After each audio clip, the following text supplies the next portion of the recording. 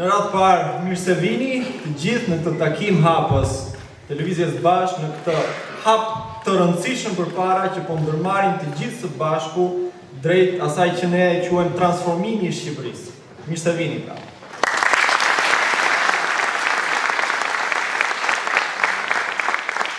Ky hap i rëndësishëm, siç e thash, drejt vizionit tonë, drejt asaj që ne i quajmë ereja që po lind, është një vizion të cilin ne kemi artikuluar pikërisht pra në programin ton politik, e kemi detajuar në 22 kapituj dhe është një vizion i cili në fund të ditës bën bashkë me mijëra qytetarë shqiptar, me pensionistë, me punëtor, me profesionistë të fushave të ndryshme, me intelektual, të cilët kanë dhënë gjithë kontributin e tyre për të hartuar këtë vizion të përbashkët. E veçanta e Lëvizjes Bashkë është që thot edhe vetë emri, kjo është një parti e cila nuk bën dallimin mes atij që është i pari, i dyti, i treti, i katërt në listë, do thoni e ke kollaj do thuash të se i pari në listën e Tiranës, po ne të gjithë bashkë me gjithmend e besojmë të gjë, sepse nëse s'do ishte për punën e palodhur të qindra aktivistëve anë kënd Shqipërisë, detyrimisht që ne nuk do ishim këtu ku jemi sot. Kështu që ai që unë përfaqësoj dhe do përfaqësoj në Parlamentin e Shqipërisë është vizioni i Lëvizjes Bashkë në radhë parë, është programi i qeverisës, jo vetëm për vitin 2025, po për 10 vjeçarin e ardhshëm.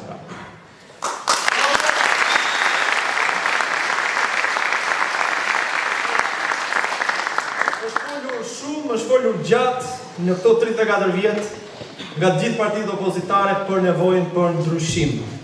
E veçanta jonë është që ne nuk duam thjesht ndryshim, ne duam një transformim. Një transformim rrënjësor të gjithë këtij, le të themi, kësaj situate në cilën na ka zhytur politika 34 vjeçare, e gjithë atyre që kanë qeverisur, ne duam një transformim rrënjësor të marrëdhënieve në punë, të shtetit social, të shtetit zhvillimor. Koha është në anën tonë. Koha është në anën tonë sepse ne besojmë me gjithmend se propozimet tona janë ato të cilat i nevojiten Shqipërisë sot. Kështu që koha është në anën tonë, por koha nuk është në anën e Shqipërisë. Nuk është në anën e Shqipërisë sepse këta që e kanë zhvatur në këto 34 vjet, po sidomos këta që kanë qeverisur për 3 mandate dhe synojnë mandatin e 4, për një mend nuk kanë lënë gjë pa zhvatur. Kanë zhvatur hapësirat publike, kanë bllokuar gjitha hapësirat tona, kanë zaptuar lumenjt, e kanë kthyer të gjithë Tiranën në një kantier të madh ndërtimi, të pastrimit parave, kanë monopolizuar gjithë sektorët e rëndësishëm të industrisë, të punës, të zhvillimit, dhe prandaj themi që koha nuk është në anën e Shqipërisë. Prandaj detyra jonë e gjithëve ne është në radhë parë të besojmë që jemi në rrugën e dur dhe në radhë dytë të besim t'u apërçojmë për dite më shumë shqiptarëve, sepse ne mund të jemi në anën e drejtë historisë, por historia nuk na pret ne. Ne duhet të lëvizim shpejt, të angazhohemi shpejt për të arritur transformimin që duam.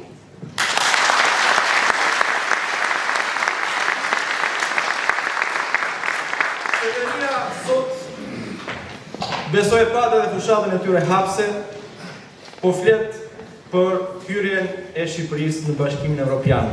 Është disi anakronike, do thoja unë, sepse kjo është një thirrje e gjithë shqiptarëve që në vitet 90 që duam Shqipërinë si gjithë Evropa. Dhe sot, pas 34 vjetësh, në vendin ku s'ka ujë, s'ka drita, në vendin me pensionet më të ulta, me pagat më të ulta, me buxhetin më të ulët për arsim, buxhetin më të ulët për shëndetësim, me monopolizimin e gjithë sektorëve kryesorë të ekonomisë, ende të shesër shqiptarëve ëndrrën për të hyrë në BE, është diçka, është thjesht të talleshme ta.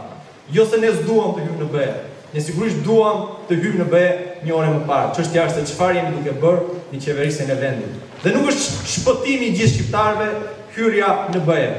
Nëse ne vetë në vendin tonë nuk ndërtojmë vendin që duam, vendin që ka ndërtuar BE-ja në shtete përkatëse, atëherë ky është një mohabet pra i cili është sinqerisht një tallje me shqiptarët.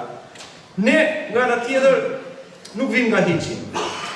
Ne kemi 14 vjet aktivizëm për fshirje në kauza të drejta, kauza në cilat ne besojmë, në organizimin e studentëve, në organizimin e punëtorëve në sindikata, në përfshirjen e kauza sociale dhe ndryshme, dhe janë pikërisht këto kauza që na kanë sjellë sot këtu.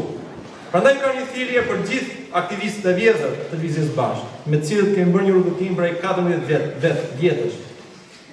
Mos hiqni dorë nga ëndra jonë e përbashkët. Është vetëm fal besimit tek njëri tjetri, besimit te ndershmëria e njëri tjetrit dhe fal punës sot të përditshme që ne sot po ndërmarrim pikërisht këtë hap të rëndësishëm drejt Parlamentit të Shqipërisë.